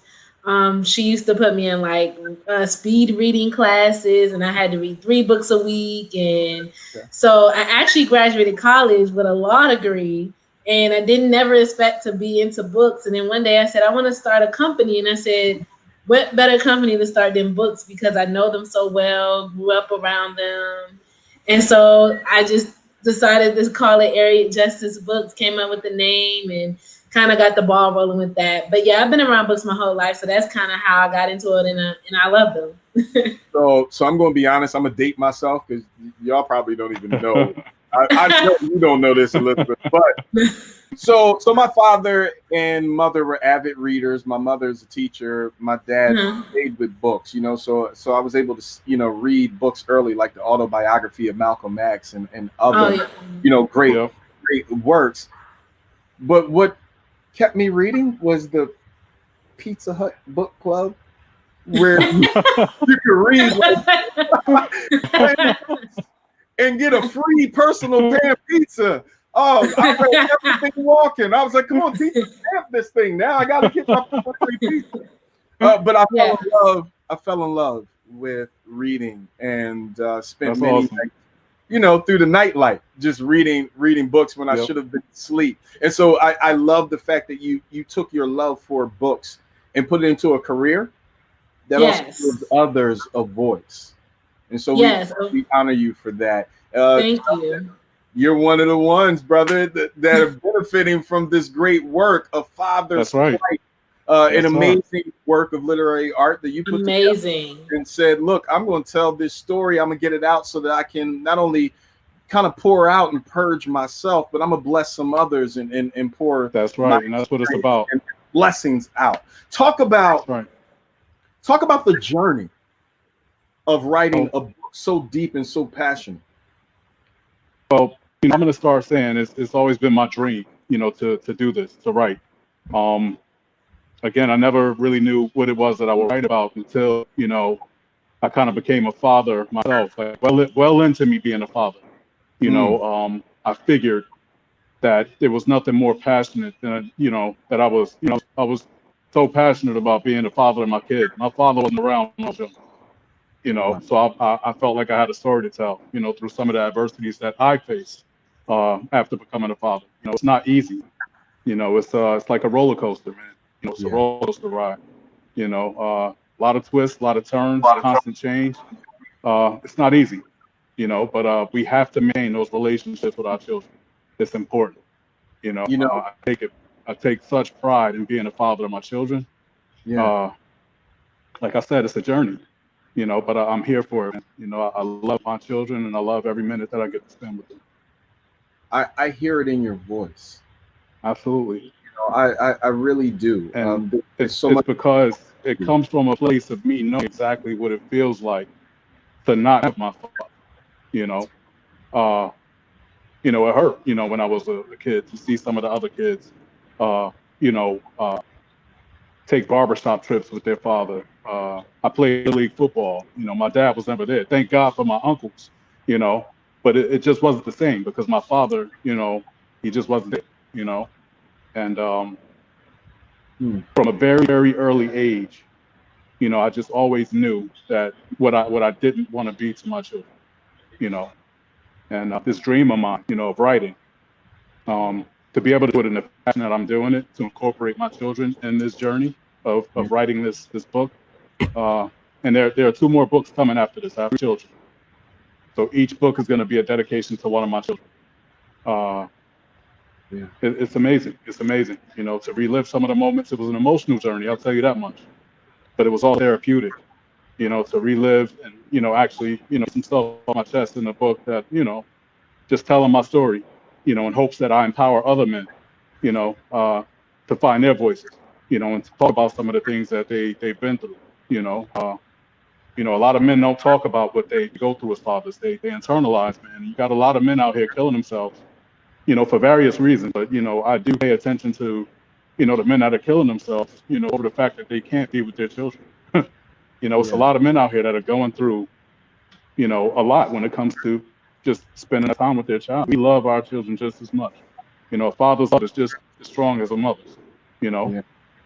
I I think what you bring up is so important, and in many cases, especially in the African American community, it is marketed to us that the mother is the most strongest and pinnacle of a child's life. Absolutely. And I feel like we sometimes get the short stick. It's not feel like, you know, that stick is short. That stick is short, bro. You know, but and it's not to pit us against each other, and I want people to understand that. Right. It takes a village, and that village starts with mom and dad. Absolutely. But in many cases, the system and the messaging around the community says, you know, we gonna play some Beyonce. I'm a strong black woman. I don't need dude. We got this covered. Yep. And really, the child benefits from everybody's impact. That's right. Exactly. Everybody's position. And this is why I write, man, because I feel like that narrative needs to change. It absolutely needs to change. We need to find our voices. You know, we need to fight as fathers. You know. So Elizabeth, a book like this is not sci-fi. You know, it's not, this is all real. Yeah, like it's all not real. It's fiction work. This is real life, real story. Yes. And quite frankly, it's one that may not be a bestseller on a list for many women. This is a book that brothers are going to, you know, take a look at. There's some women that can relate to this. Oh, listen, definitely some women that can relate. Everybody should get the book, but sometimes we miss the message because of the author's perspective, or you know, absolutely, I get it. The author. You took a risk on this and said, "Look, this book works. I've got to get this out to the masses. I need to make sure it is front and center everywhere." Talk about the importance of being behind a book like this and the impact that it can have on the community. I think the biggest thing. Oh, I'm sorry. I think the biggest thing that it resonated with me is because I'm still young. I'm only 26. I was raised by a single mom. So coming from a child's point of view, I still, you know, my mom is amazing. My mom was my mom and my dad. But, you know, you still want your father there. Like he kind of said about his uncles, it's not the same. I had my uncles and my grandfather. But it's still not the same. And I think that everybody needs their father. But this book stood out to me because I never had, you know, my dad. And he, as he said, it's for all of his children. And this one is about his daughter. So that really, like, the way he fought for her, getting a little bit personal, my dad never fought like that for me. So, like, that really stood out. And I was like, this is something that, like, men need to understand, that they can express emotion, that in writing is a very, very good tool. Like, even if it doesn't have to be like, even if someone writes and they don't want to share it to the world, just journaling. I know men that journal, they it's like having a diary. It's not just for women. Men can journal and write however you feel, and no one ever has to see it. But writing is very therapeutic so that they're not like internalizing everything. So this was definitely something that I felt like needed to get out. And I do know that it'll probably cater more towards men, but it does affect women as well. Especially, I think a lot of women, here's the cycle. If we're getting into it, this is a cycle. So the single moms that are out here now that may look at it as, oh, well, you know, he's coming from a certain perspective. I don't want to read it or something like that. Most of them, they might have grew up without a father. They're still someone's daughter. So they're still going to look at it from a daughter. They may not look at it from like baby mom's point of view, but they may look at it from a daughter's point of view because they still are someone's daughter. So I think it's a cycle. So that's why I think they would probably still resonate with. You know, I think there's an opportunity. COVID has done so much to reset the world as we know. Yes. Some of the major systems, the major vehicles that message the world have been totally impacted. We're taking in new information in new ways. We are now relying on the internet and our ability to scour the internet for new information, new books, you know, new stories of life. And so here's the huge opportunity, Justin, to affect the masses, the world, with this book. And so, what is it that you hope to have happen, the goals that you want to see accomplished by putting this book out as we move forward into 2021? Honestly, just people to define their voices. Tell your stories. There's so much power in embracing your life, and everything that's meant for you. Walk your path. Like truly embrace it, man. And Wow. like the woman that was speaking, before me, like live your truth, walk your path. Embrace it, and your life will, like take. I feel like I'm flying right now. Just by, telling my story. Like I feel like I'm on cloud nine. I didn't envision any of this, coming from, just me getting, my feelings off. But it's amazing. It's been an amazing journey, and I would love for everybody to feel the way I feel right now. So embrace your life. Tell your truth, educate yourself. Fighting for our children, something that you embody in a major way, and it's told in your book. The fighting for our children often is a interesting journey, because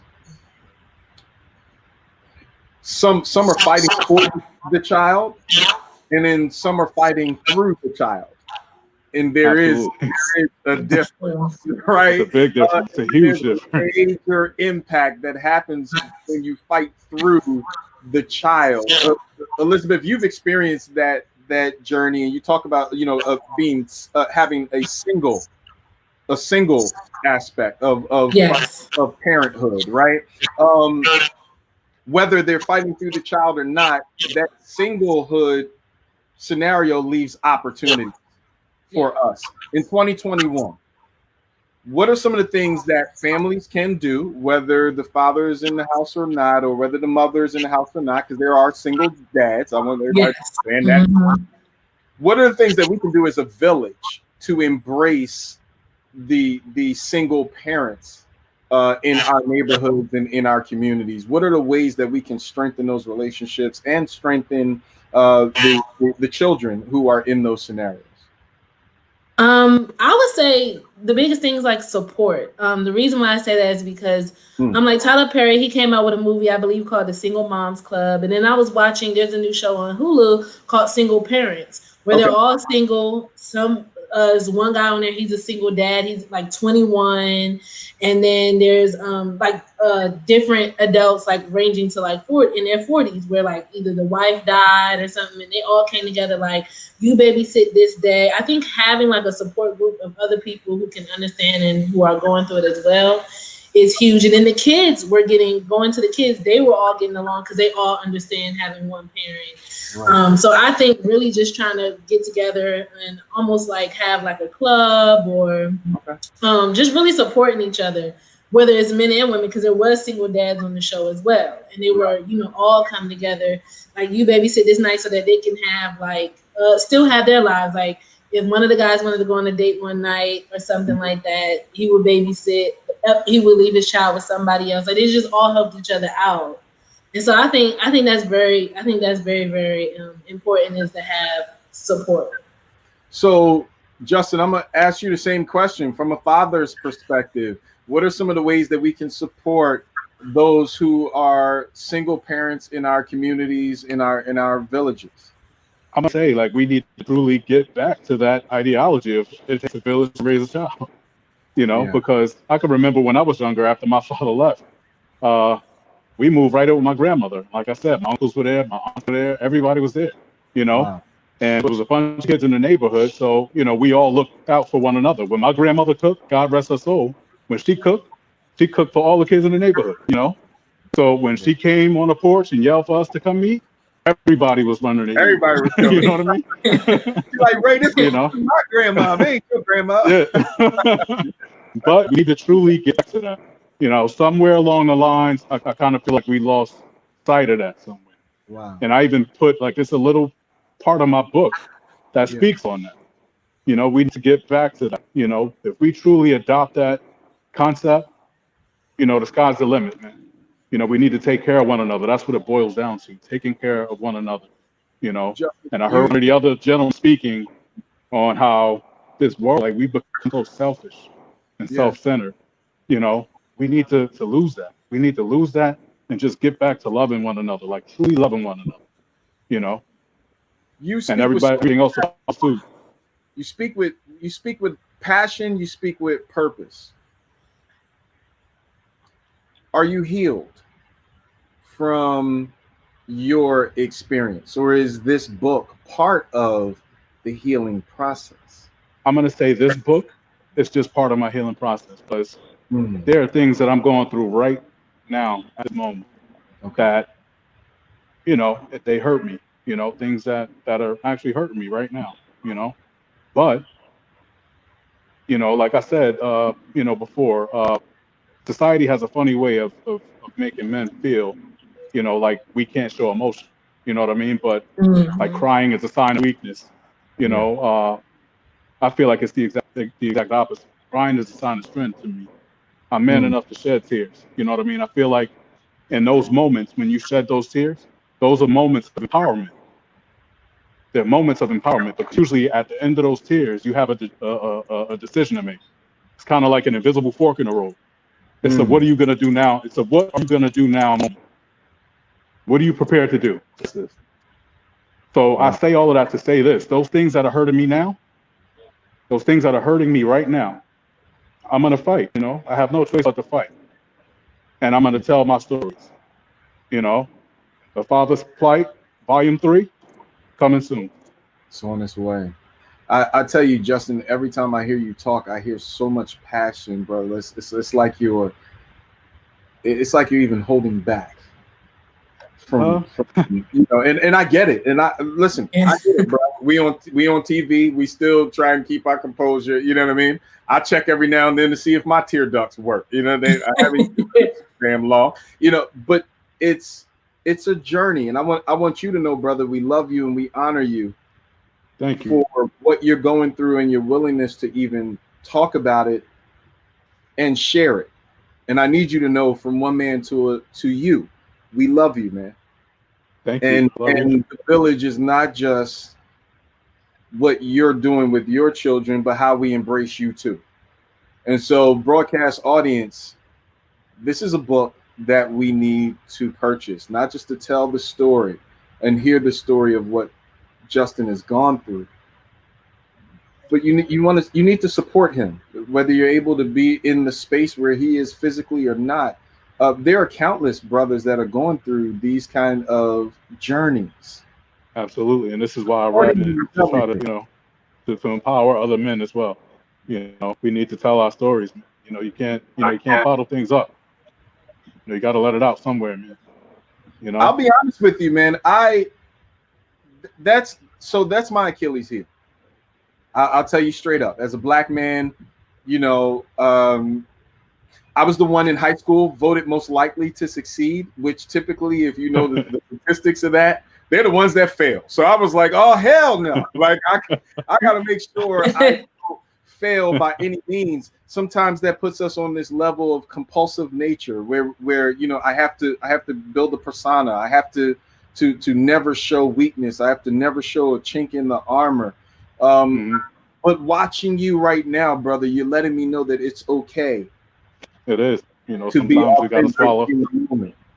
It's a pride thing, man. Too much pride to kill you. My grandfather taught me that. You know, sometimes you got to swallow it, man. Sometimes you don't have to, you know, sometimes you can't really care about what other people think. You know, you know what your intentions are. You know your heart lies. And more importantly, he knows where my heart is and where your heart is. Yeah. You understand? Yeah. So again, just embrace your life. Embrace what's meant for you. It might be a bump in the road. It might be a struggle. Embrace it. Because the lessons that come from it are invaluable. It's only going to make you stronger at the end of the day. Elizabeth, I see a tour for this book. I see a whole barbershop series Yes. You know, some of us brothers post-COVID, we need to come in the barbershop with our mask on and close the door. Absolutely. And sit with Justin in this book and begin to And have some real that's dialogue. And another I thing that I wanted to kind of definitely touch on. No, go ahead, Elizabeth. I'm sorry. Oh, I'm sorry. I definitely think that I used to work in a prison with fathers, where you know their kids thought they were at work the whole time. Or I definitely see this book going into prison. There's a lot of inmates that are in there ready to like kill themselves, like you said, because they cannot see their kids. Their kids don't even know they're locked up, or the mom doesn't want them to see them in that environment, or can't touch their kids just through a glass. And to just try to experience, you know, not even be, some of them got locked up, didn't get to see the birth of their child. Something happens to their child, they can't go to the hospital if their child is sick, can't go nowhere. If their child dies, can't go nowhere. Like some jails won't even let you go to a funeral. Like you can put in a request, they don't care. You know what I'm saying? And as you know, we're more prominent as far as statistics in prisons and stuff. And just seeing some of those fathers when I was working with them, like just being like, I'm never coming back here. I want to go home to my kids. And they can't see them because it's just a bad environment to bring them in. I definitely see this book, like, I really want to get this book into jails and prisons so that, you know, I definitely think they will read it. Like you said, barbershop, prisons. I just really see that this could go far. So Councilman Curtis Jones, Senator Anthony Williams, I want to make sure that both of them not only hear this story, but get a copy of this book. Both of them do some tremendous work. Brother Bilal Qayyum as well is one who is sitting in those rooms on a weekly basis. Yeah. You know, and so I think that there are ways for us to have this conversation. And even Secretary Wetzel from the Department of Prison in Harrisburg needs to hear this info. And so we will do our part to make sure that some of those introductions happen. Brother Darren Tolliver as well. He was on our chat chiming in on this interview. And so if he's still watching the broadcast, he is another great brother doing tremendous work and can assist in that space as well. Justin, the sky is the limit for you, bro, and beyond the sky. Thank you. And so, you know, I think about, it's great to talk about the triumph of Job. We love to talk about that. My mother story, I right? gotta tell you, my mother, you're watching it. My mother tells me you need to read the book of Job. You need to read it. She tells me every single day. And so, you know, one of the things that's so amazing about that story, many of us were challenged around, well, how could God allow for, you know, Satan to just go ramshot on Job's life, right? Like, this is the guy who did everything by the book. How do you let him just drop the whole bomb on his whole world? Yeah. And part of it is because he's strong enough.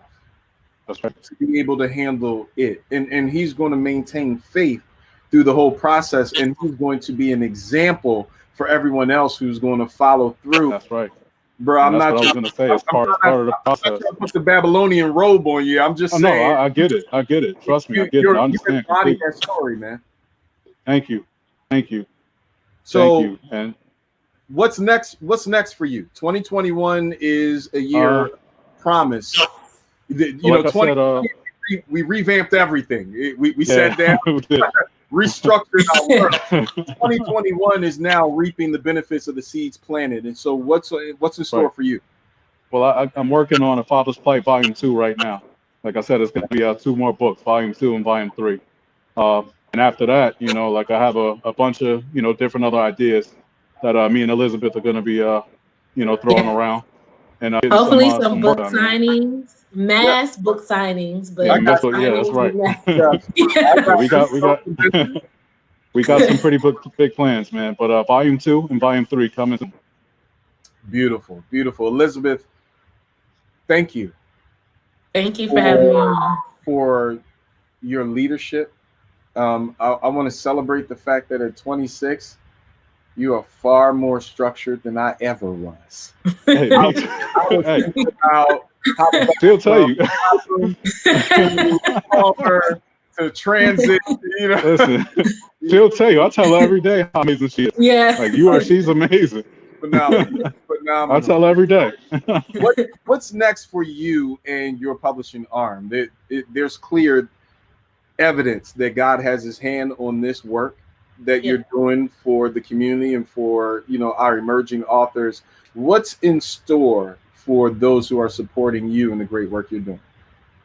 I believe that like with 2021 coming up, I want to start trying to take it to the next level, like trying to do some conferences or having bigger signings. You know, COVID kind of set everything back. Yeah. So, you know, the festivals, like I was doing Essence Fest and Warner Brothers, and there's a book festival over in Anguilla, but everything got pushed back. So my goal is to try to make stuff work here in the United States and still try to travel. Hopefully, I want to come to New Jersey and try to do some signs up there because I'm from the DMV. I'm from Maryland. There you go. And I live in Atlanta. Yep. So I'm going to come up north. I need to come up north. So my plans is to try to really navigate my business with the new way that we're living. So I'm trying to come up with some plans for that. Listen, we are excited about it. Consider HeartCity home. Whatever you need from us, you have it. We will stand at the ready to support you and not just the work you do with Justin, but your future authors as they come into the fold. Thank you. How does one connect with the publishing company to support the works that you have published or to submit work as a prospective author? So what you could do is I primarily use Instagram because I'm a millennial. So Instagram, Instagram is like my page. So Arait Justice Books, and I'm going to spell it because everybody gets it wrong. So that's AraitJusticebooks. So if you search that on IG, and then the link to my website is on my page, and you can submit through there. So that's probably why you didn't get my message, because I messaged you on Black Panther, but you. I was like, no.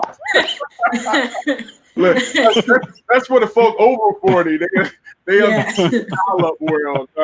So yes, we're going to hit you on the gram, and we're going to make sure that we promote as well on HeartCity for those who are prospective authors or just want to find out how to support the great work of Elizabeth and her publishing company. Justin, my brother, again, thank you for being courageous and telling your story. Tell the broadcast audience how they can purchase this book, A Father's Plight. Okay, right now we're available on Amazon. We're available on Apple, Barnes & Noble. I'm not even sure what other platforms we're on right now, but those are the three. Those are the three major. Those are the main three. Those are the main three. And it's available in ebook option as well. If your virtual is available in ebook, and hopefully we get the Audible out soon because I know a lot of people like to listen to books as well in the car and stuff. So we're gonna try to get that third format out there as well. I love you both, our HeartCity family. Love you both. Thank you for all that you do, and we'll make sure, Justin, that we also promote it as well on our social media, and make it very much books on the shelf for 2021. All right. Thank you. Perfect. Thank you very much. Thank you. So we have heard from Justin and Elizabeth, two amazing individuals. Elizabeth, a juggernaut in her own right in the publishing world, and Justin, who took the time and the energy and the heart and the passion and poured it into an amazing book. Make sure you check out A Father's Plight. Add it to your library and catalog. It is something that will spark conversation, provoke you to ask some questions, to have some very opportunistic dialogue. I don't want to say challenging dialogue, but an opportunity to grow in this space. It's so crucial that we have conversations, not just about the sexy things, but to have conversations about the opportunities in life that we face and how to move forward. Justin poured his heart into a great literary work. Make sure you add it to your collection. The HeartCity family will do the same. This has been an amazing episode. I learned so much from all of our guests today. Make sure you support all who came in today to share with us their wisdom and expertise. And I need you to do one thing for us. Support us. Just subscribe today. Please subscribe. It is so simple. You just go to the YouTube channel, hit the button, and subscribe. You can click the little bell as well and be notified of all of our upcoming episodes there. You'll get updates and notifications, bonus content, and more. All you got to do, click the button and subscribe. It will truly make our day. I hope for all who are in the northeastern region of the United States, you are hunkered down for this coming winter storm, that you have what you need to survive the storm. It's supposed to be just a day. So all of us up north, we understand about snow and how to move through the snow. Here's one of the key things: drive carefully, please. It is not time to test out your driving skills. All right. If you're not comfortable with the snow, stay put. Have Uber or someone else drive you. Be safe so that we can minimize our accidents and incidents as well. For the rest of you around the country, thank you so much for tuning in. We love you and appreciate you for all that you do. You can follow us on social media: Twitter, Facebook, and Instagram, HeartCity TV. And as always, feel beautiful, look beautiful, and act beautiful. Why? Because you truly are beautiful. I'll see you next week.